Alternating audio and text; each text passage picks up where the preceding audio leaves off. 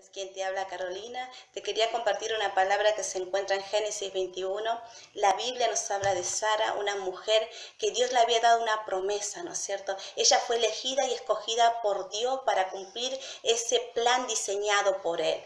Sara, una mujer estéril de edad avanzada. Sin embargo, Dios había prometido que de ella y de Abraham iba a salir una nación poderosa, el hijo de la promesa.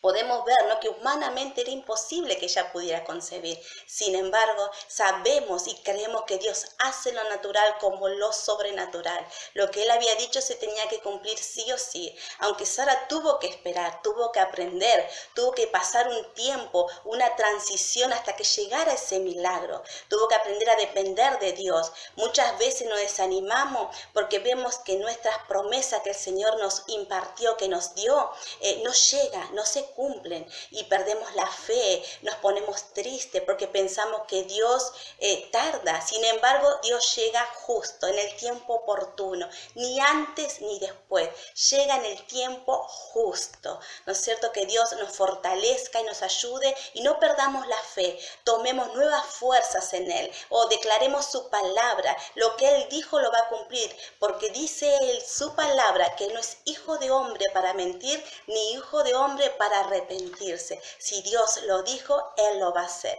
Fiel es el que te llamó, fiel el que lo va a hacer.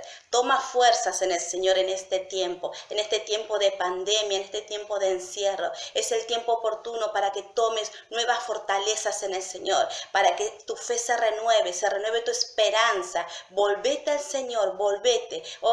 Busca de Él, orá, clamá, ayuná. El Señor quiere bendecirte. Si no tenés un lugar donde congregarte, una cobertura espiritual, te invitamos para que seas parte de nuestro ministerio Tiempo Nuevo de los pastores Sonia y Pablo Alessandría. Vas a ser bien recibido, vas a ser bendecido, Dios te va a bendecir en gran manera. Así que no dudes, porque si estás escuchando este video es porque Dios quiere ayudarte, quiere bendecirte y quiere tomarte en sus brazos y colmarte de grandes bendiciones. Que Dios te bendiga.